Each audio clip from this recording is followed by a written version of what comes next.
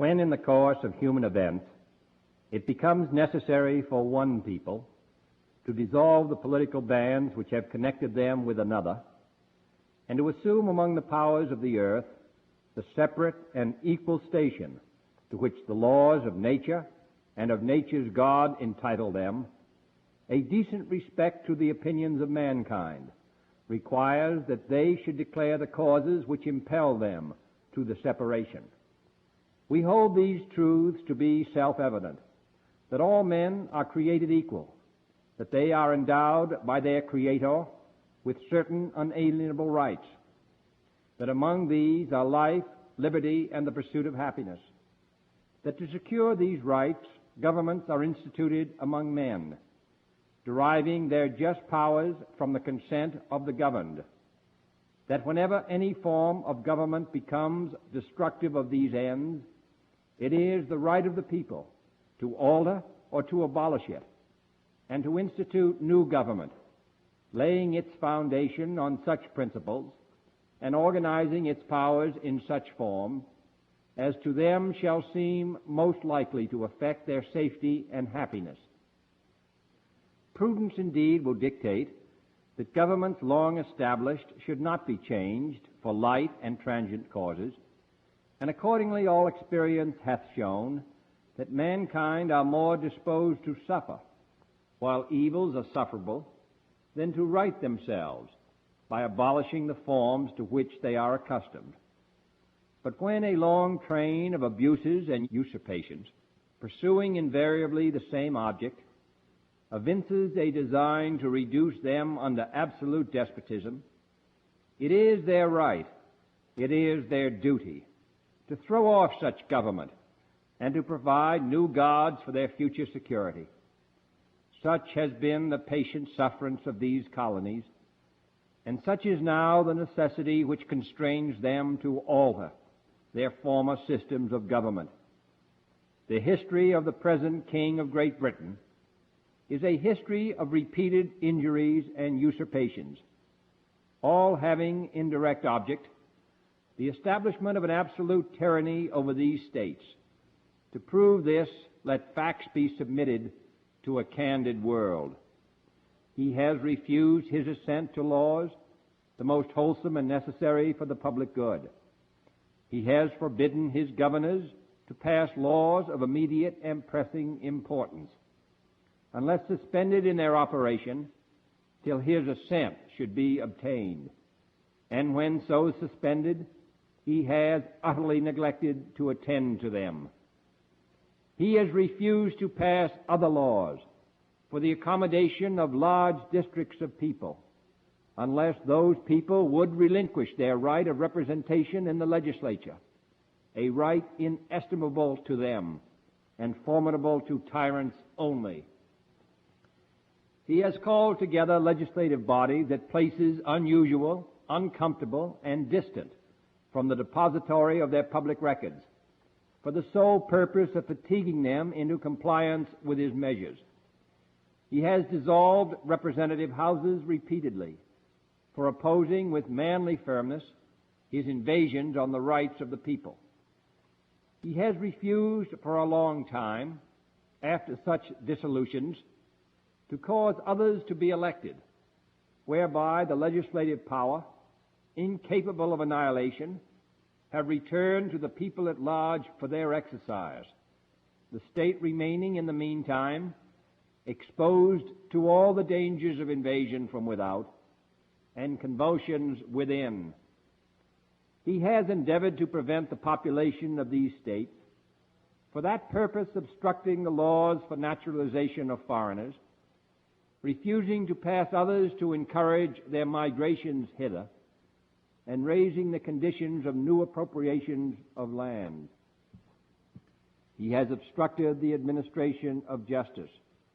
by refusing his assent to laws for establishing judiciary powers. He has made judges dependent on his will alone for the tenure of their offices and the amounts and payment of their salaries.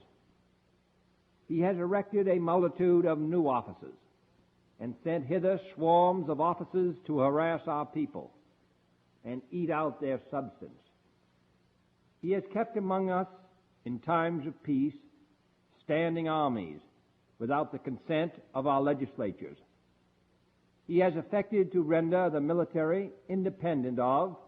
and superior to the civil power. He has combined with others to subject us to a jurisdiction foreign to our Constitution and unacknowledged by our laws, giving his assent to their acts of pretended legislation, for quartering large bodies of armed troops among us, for protecting them by a mock trial from punishment for any murders which they should commit on the inhabitants of these states, for cutting off our trade with all parts of the world, for imposing taxes on us without our consent, for depriving us in many cases of the benefits of trial by jury, for transporting us beyond seas to be tried for pretended offenses, for abolishing the free system of English laws in a neighboring province, establishing therein an arbitrary government, and enlarging its boundaries so as to render it at once an example and fit instrument for introducing the same absolute rule into these colonies, for taking away our charters, abolishing our most valuable laws, and altering fundamentally the forms of our government, for suspending our own legislatures and declaring themselves invested with power to legislate for us in all cases whatsoever. He has abdicated government here by declaring us out of his protection and waging war against us. He has plundered our seas, ravaged our coasts, burned our towns, and destroyed the lives of our people. He is at this time transporting large armies of foreign mercenaries to complete the work of death, desolation, and tyranny, already begun with circumstances of cruelty and perfidy, scarcely paralleled in the most barbarous ages, and totally unworthy the head of a civilized nation. He has constrained our fellow citizens, taken captive on the high seas, to bear arms against their country, to become the executioners of their friends and brethren, or to fall themselves by their hands. He has excited domestic insurrections among us, and has endeavored to bring on the inhabitants of our frontiers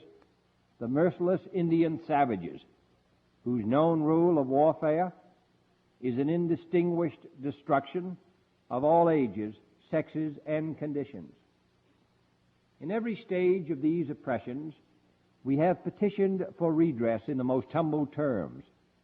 Our repeated petitions have been answered only by repeated injury. A prince whose character is thus marked by every act which may define a tyrant is unfit to be the ruler of a free people. Nor have we been wanting in attentions to our British brethren. We have warned them from time to time of attempts by their legislature to extend an unwarrantable jurisdiction over us. We have reminded them of the circumstances of our emigration and settlement here. We have appealed to their native justice and magnanimity, and we have conjured them by the ties of our common kindred to disavow these usurpations, which would inevitably interrupt our connections and correspondence. They, too, have been deaf to the voice of justice and of consanguinity. We must therefore acquiesce in the necessity which denounces our separation and hold them as we hold the rest of mankind, enemies in war, in peace, friends. We, therefore, the representatives of the United States of America, in General Congress assembled, appealing to the Supreme Judge of the world for the rectitude of our intentions, do in the name and by authority of the good people of these colonies solemnly publish and declare that these united colonies are, and of a right ought to be,